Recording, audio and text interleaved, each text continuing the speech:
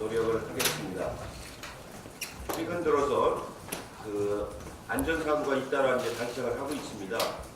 KT 지하 통신부 화재가 발생을 했고, 지난 4일 일산에서는 지하 매립 열 수송관이 폭발을 했고, 여러 가지 국민들이 걱정하는 그런 큰 안전사고가 발생을 했는데, 당으로서도 이 정부에 촉구를 하고 정부로서도 이 안전사고를 예방할 수 있는 그런 노력을 각별히 해주실 것을 요청을 드리는 바입니다. 시설물들이 되게 이제 오래돼가지고 벌써 30년, 40년씩 된 것들이 많아가지고 사전에 예방을 잘 안 하면은 이런 사고들이 발생할 수가 있는데, 그 점을 감안해서 오래된 시설물에 대해서는 특별히 다시 한번 이렇게 점검을 하는 그런 계기가 있어야 할 것 같습니다. 이상입니다. 네, 다음은 홍영표 원내대표의 발언 듣겠습니다. 어제 여야 합의를 통해서 오늘 본회의에서 예산안을 처리하게 되어서 다행이라 생각합니다. 굉장히 어렵고 복잡한 과정이었지만 예찬 대표님을 비롯한 당 지도부에서 잘 뒷받침해 주셔서 오늘 마무리할 수 있게 되었습니다. 감사드립니다. 그리고 제가 하나 말씀드리고 싶은 것은 이번 예산안은 특히 바른미래당이 김관영 대표가 마지막까지 하기서 문안까지 함께 작성을 해서 함께 마무리했다는 말씀을 꼭 드리고 싶습니다. 선거법 때문에 서명만 하지 않았고 나머지 예산안 전체 과정에서 함께했다는 말씀을 드립니다. 선거법 때문에 어제 바른미래당이 참여를 안 했습니다. 바른미래당과 민주평화당, 정의당이 참여를 안 하고 있습니다만 오늘 하루라도 마지막까지 예산안이 원만하게 처리될 수 있도록 야당의 협조를 부탁드립니다. 오늘 본회의에서는 예산안과 함께 197개 법안이 함께 상정됩니다. 윤창호법을 비롯한 190건의 민생 법안이 포함되어 있습니다. 뿐만 아니라 오늘 마지막으로 유치원 3법도 여야 간의 합의를 도출해서 처리할 수 있도록 노력하자는 합의를 어제 김성태 원내대표와 했습니다. 그 약속이 잘 지켜져서 유치원 3법도 오늘 처리되기를 바랍니다. 아마 오늘 회의는 현재 여러 가지 준비 상태를 고려해서 4시쯤 본회의를 하게 될 것 같습니다. 4시에 본회의를 해서 먼저 법안 처리를 하고 난 이후에 정부로부터 예산안 처리의 준비가 끝나면 그 시점에서 예산안을 처리하도록 하겠습니다. 어제 CNN이 북한이 영조동 미사일 기지를 확장하고 있다고 보도했습니다. 민간 위성이 찍은 사진을 근거로 북한이 약속을 어겼다고 주장하고 있습니다. 그러나 지난달 미국 언론이 보도했던 사간몰 기지와 마찬가지로 영조동 기지도 한미 정보 당국이 이미 파악하고 있는 내용입니다. 1999년부터 민간 위성보다 훨씬 성능이 좋은 군사 위성으로 철저히 파악한 내용입니다. 그동안 민간에서만 몰랐던 것이지 새로울 게 하나도 없습니다. 그런데도 이 보도를 일부에서 확대 재생산하면서 비핵화 협상을 위한 한미 양국의 노력을 깎아내려는 시도로 보입니다. 이 같은 외신 보도는 결국 비핵화 협상의 무용론을 강조하려고 하는 것 같습니다.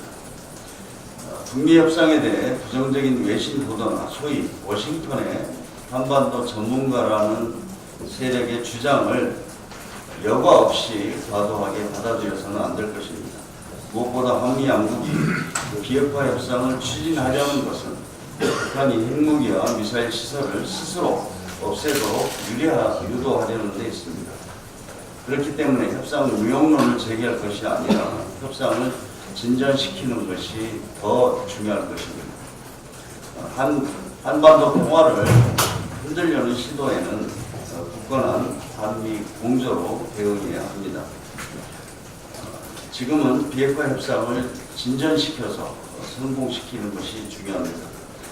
북미 고위급 회담이 조만간 재개되고 김정은 위원장의 서울 답방과 내년 초 2차 북미 정상회담을 통해 한반도 평화에 큰 발전을 기대합니다. 이상입니다. 예, 다음으로 박홍희 최고위원의 논의를 듣겠습니다. 예, 지난 5일 일본군 위안부 피해자이신 김순호 할머니께서였습니다. 상가 군인 명복을 드립니다.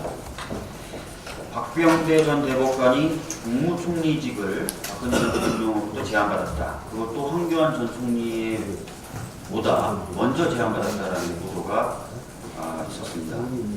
그 보도에 달린 댓글 중에 눈에 띄는 댓글이 있었습니다. 황교안 의문의 일패. 사실 의문이 아니죠. 황교안 전 총리보다 훨씬 더 박근혜 대통령의 마음이 들었던 겁니다. 박병대 전 대법관. 그러한 대법관이 있었던 양승태 대법원장 시절에 대법원이 과연 얼마나 독립되게 그리고 공정하게 재판을 했는지 의문을 가지지 않을 수 없습니다. 박병대 고영환 전 두 전직 대법관에 대한 구속영장이 어제 기각됐습니다.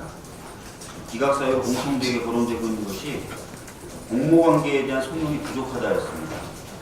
다들 아시는 것처럼 임종원 전 차장은 범죄 혐의가 충분히 소명되었다는 이유로 영장이 발부된 바가 있습니다. 핵심 키맨이었던 임종원 전 차장에 대해서는 범죄 혐의가 충분히 소명되었다고 영장이 발부됐는데 그 직근 상급자인 두 전직 대법관에 대해서는 공모관계에 대한 소명이 부족하다고 해서 영장이 기각됐습니다. 이 결론만 놓고 본다면 임종원 전 차장의 단독 범행이라는 것입니다. 법원은. 그것이 과연 말이 됩니까? 이 거대하고 조직적이었던 사법농단이 임종원 전 차장이 핵심적으로 일을 했고 또 단독으로 일을 했다. 국민들 중에 이것을 받아들이는 분은 아마 없을 것이라고 생각합니다. 또 하나 충격적인 보도가 있었습니다. 그동안 법원은 전자배당을 통해서 무작위로 배당하기 때문에 자신들의 배당 시스템이 공정하다. 그렇기 때문에 특별재판부 도입이 필요 없다라고 주장을 해왔는데 어제 MBC 단독 보도로 보도된 내용을 보면 얼마든지 사건 배당을 조작할 수 있다는 것입니다. 전자배당 시스템을 이용한다 하더라도. 즉 사건을 접수하는 과정에서 순서를 조정하고 그래서 사건에 부여되는 번호를 조정한 뒤에 그 해당 번호가 특정한 재판부에 배당될 수 있도록 조건값을 넣으면은 충분히 사건 배당을 조작할 수 있다는 거죠. 임종원 전 차장이 지금 기소가 돼서 재판이 진행 중이지만 곧 이어서 아마 추가적으로 전직 대법관들을 비롯해서 많은 관련자들이 기소가 될 것입니다. 이 사람들에 대한 배당 역시 법원은 똑같이 주장할 것입니다. 전자배당을 통해서 무작위로 배당할 것이기 때문에 공정하다. 과연 그럴까요? 전 여전히 특별재판부 도입이 필요하고 굉장히 중요한 사안이라고 생각합니다. 다시 한번 자유한국당을 비롯한 야당들에게 적극적인 협조를 부탁드리겠습니다. 이상입니다. 네, 다음으로 박광호 최고위원님의 발언을 듣겠습니다. 네, 바른미래당과 민주평화당 그리고 정의당이 새 예산안과 선거법 개정을 연계해서 처리하자는 주장을 하고 있고 비상대표가 단계들과 관련해서 안타깝게 생각하고 충정을 담아서 말씀을 드리겠습니다. 이해찬 대표님과 홍영표 원내대표님께서 예산안에 대해서 말씀을 하셨습니다만 새 예산안 처리나 선거법 개정은 국민의 삶을 개선하고자 하는 노력이 하나라고 저는 생각합니다. 좀 더 구체적으로 들어가면 새 예산은 이미 처리 시한을 넘긴 국민의 삶과 직결된 그런 시급한 사안이고 선거법 개정은 정당과 정치인에게 우선 관심의 대상인 아주 시간이 남아있는 사안입니다. 그래서 분리해서 처리하는 것이 저는 국민들이 동의할 수 있는 길이라고 생각합니다. 더불어민주당은 선거제도 개혁에 누구보다도 확고한 의지를 갖고 있습니다. 그래서 지역주의를 타파하기 위해서 일관되게 지속적으로 적극적으로 선거제도 개혁을 요구하고 또 실천해 왔습니다. 그리고 지난 대선 때 국회의원 총선거에서 권역별 정당 명부 비례대표제를 공약을 했고 또 국정과제에 이를 포함시켰습니다. 안타까운 것은 올 상반기 문재인 대통령의 개헌안에 이 선거제도 개혁 의지가 분명하게 담겨 있었는데 야당이 외면했다는 것입니다. 그때 선거에 비례대표성을 강조하는 그런 내용이 들어있었습니다. 구체적으로 살펴보면 국회의석은 투표자의 의사에 비례해서 분배돼야 한다. 이렇게까지 규정을 했습니다. 이런 정신은 저는 아직도 유효하다고 생각합니다.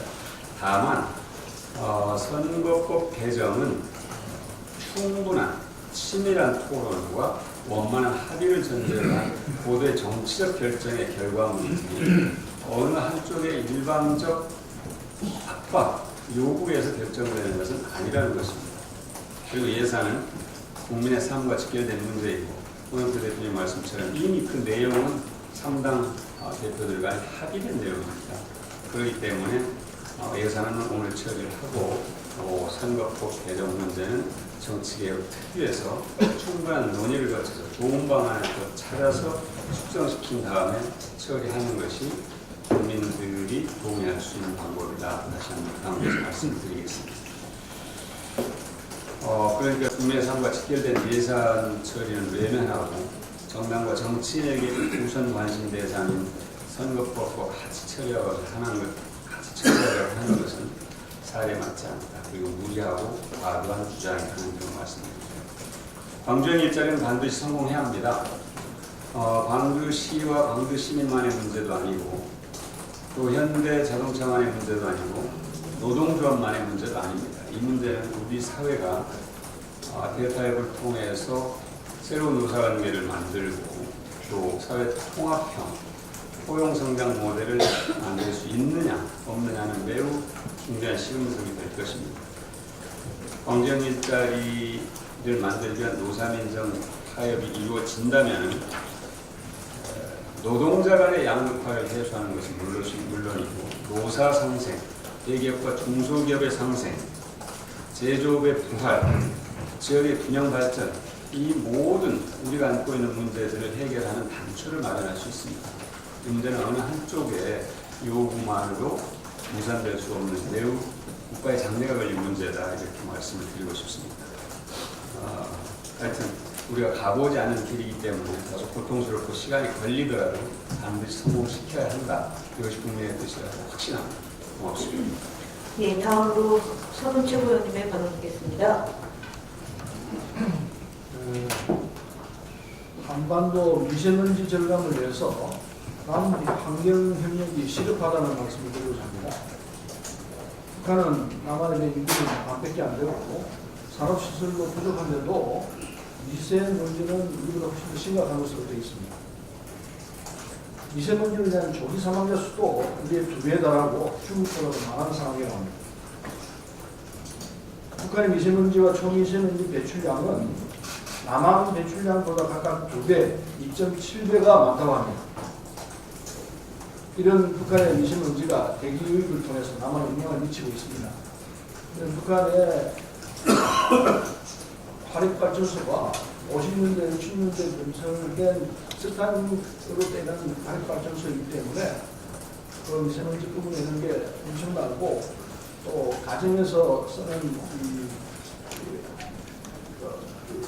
가정에서도 주로 석탄과 나무를 떼기 때문에 도시지역에서는 달탄을 떼고 시골 지역에서 나무를 뗍니다만 거기서 뿜어내는 미세먼지가 심각하다고 합니다.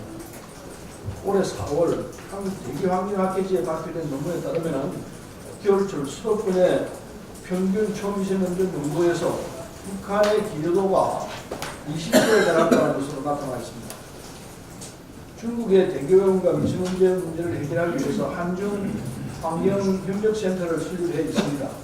이것처럼 북한의 대기오염 및 미세먼지 해결을 위한 남북 환경협력기구를 만들 필요가 있다고 봅니다. 북한 대기 환경 모니터링, 또 고정 오염에 대한 저감시설 설치 등의 남북 환경협력은 대북 제재도 접촉되지 않을 사안이고 남북 모두 윈윈할 수 있는 사업이라고 생각합니다. 우리 국민의 건강은 물론 북측 동포의 인도적 차원에서 북측에 미세먼지 마스크를 지원하는 방안도 검토하고 새로운 형태의 재난인 미세먼지에 남북이 공동으로 협력해 나가자는 제안을 드리는 바입니다. 이상입니다. 앞으로 김영 최고위원님의 발언 듣겠습니다. 예, 최근 언론 보도를 통해 고리 1호기 운전 시작 2년째인 1979년 원전 인근 주민들이 연간 갑상선 피폭량 허용 한도의 2배에서 3배에 달하는 양의 피폭되었다는 내용이 담긴 한국 수력원자력 내부 문서가 공개되었습니다. 심지어 1980년부터 84년까지는 유독 갑상선 피폭량의 수치만 누락하는 것으로 드러나서 과다 피폭을 감추기 위한 것 아니냐 하는 의혹이 제기되고 있습니다. 최근 환경단체에서는 원전 인근에 거주하면서 갑상선암 진단을 받은 사람을 모집했다고 합니다. 그 결과 고리원전을 비롯해 월성, 한울, 한빛 원전 등에서 618명의 갑상선암 환자가 모였고 이 중 74명이 1979년 고리 1호기 과다 피폭 당시 인근에 거주하고 있었다고 합니다. 2014년 원전 인근 주민이 원전으로 인해 질병에 걸렸다는 손해배상 청구 소송에서 1심 재판부는 일부 승소 판결을 하면서 인과관계를 인정한 바도 있습니다. 원전은 결코 저비용 발전시설이 아닙니다. 후쿠시마 사태처럼 한번 사고가 발생하면 돌이키기 어려운 사고 위험과 방사성 폐기물 처리, 해결 방안 없는 사용후 핵 연료까지 많은 비용과 위험을 감수해야 합니다. 특히 원전은 무엇보다 안전이 중요합니다. 계획에 따르면 우리나라에서 원전은 60년 이상 가동되게 됩니다. 이 기간 동안 우리는 방사능 위험에 대한 고민을 늘 할 수밖에 없습니다. 정부는 이번 보고서의 진실을 공개하고 국민의 안전에 문제가 발생하지 않도록 안전을 기해야 할 것입니다. 이상입니다. 예, 남희준 최고위원님 발언 듣겠습니다.